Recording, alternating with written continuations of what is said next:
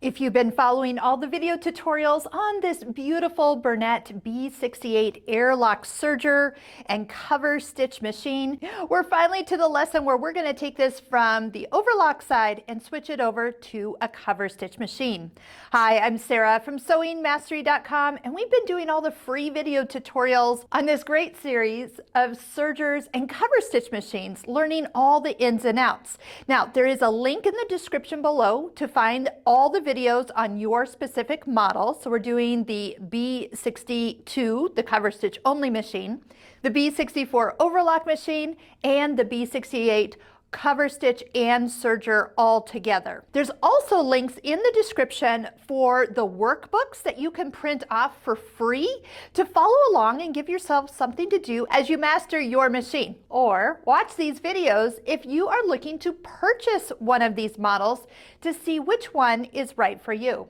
I also recommend a few of the Bernette Big Book of Serger reference guide. There's the Big Book of Serging and the Big Book of Serger Quilting. So since we are working with cover stitch, look right here on the cover. We have options to use cover stitch and chain stitch for a lot more than just garment sewing. So I hope you'll check out the amazing wealth of information that are in these two particular books. You can find them at your local Bernette store. You'll also want to get out your purple thread if you're sticking to the color coding that we are doing.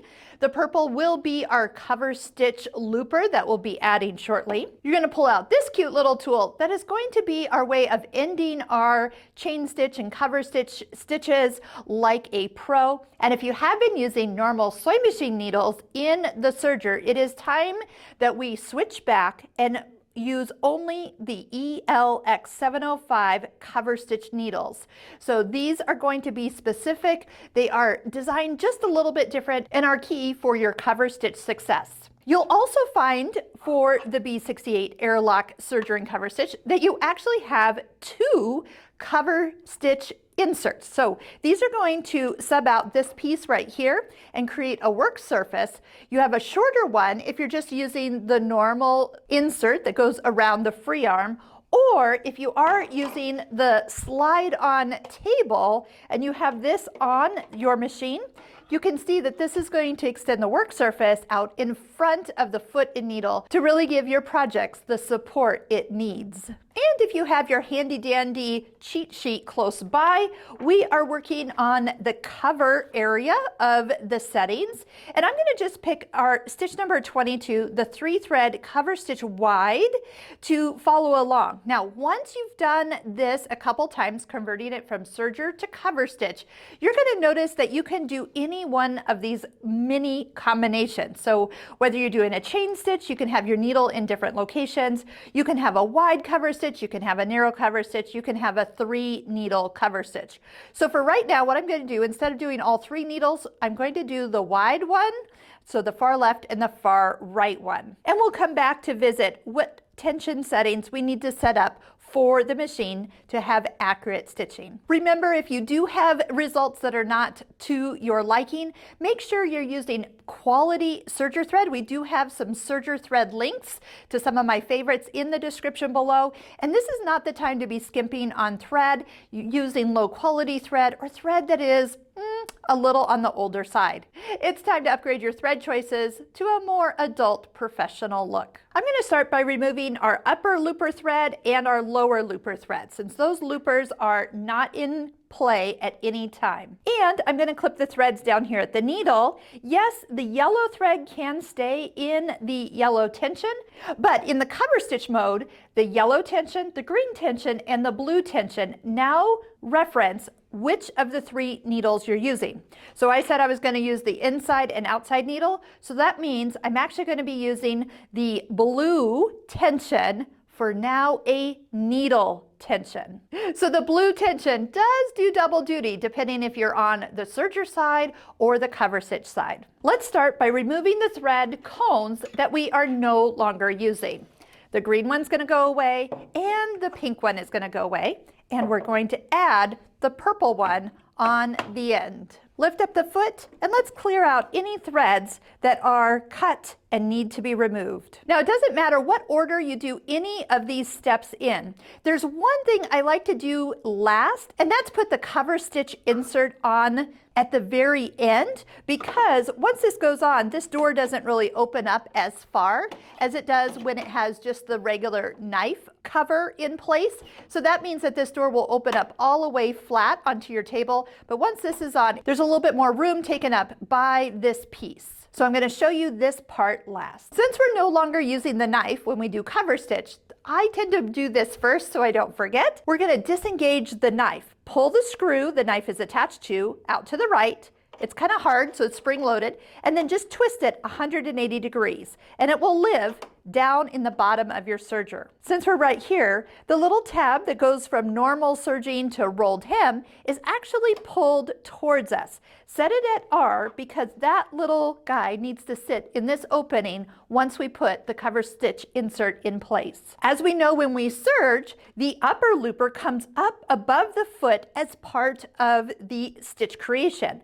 Well, with cover stitch, this plate is going to completely cover that. So we need to disengage the upper looper so it no longer comes above the foot. That is easily done by the lever down here at the bottom that has a picture of a looper either above the table or below the table. So push down, slide it to the left. If it doesn't want to go all the way over, turn your hand wheel so the needles go all the way into the down position, then take the lever and slide it all the way to the far left side. Watch right here. When we turn the hand wheel, do you see that the upper looper is no longer in service? It is just going to stay kind of ducked down, so when that plate goes on, it never comes up and bumps it. Let's move the needles to their new location and thread the cover stitch looper. Before I take the needles out of their overlock or serger position, you'll notice that they're way back here and aligned with the upper and lower looper. This part here is the cover stitch looper, and you'll notice that they are all lined up, but the cover stitch looper is more in front, and when the needles are placed in the cover stitch needle locations, right where these three long ovals are, that is how we can have a combination machine that is both a cover stitch and an overlock machine all at the same time. It's all depending on the position the needles are in for the stitch you're choosing. There's only one time that we use the needles in both the forward cover stitch location and the overlock location. That is when you do a 5-thread seam. Now we're going to put a link right up here in this corner. If you haven't checked out why I am in love with a 5-thread overlock seam, check out that video when you're done so you can learn more about this beautiful B68 airlock serger and cover stitch machine. Yes, you do need to remove these needles even though they're not in use, otherwise they're going to make holes in your fabric. So I'm using the needle threader to kind of catch the needle as it comes down, and then I'm just going to move it up into the cover stitch position. I like to put the needle down into the groove that it will be sitting in, and then just bring it straight up. Make sure the screw at the top is as loose as can be. The needle can go as high as it can go, and then tighten the screw in place. Let's do the same for the second needle.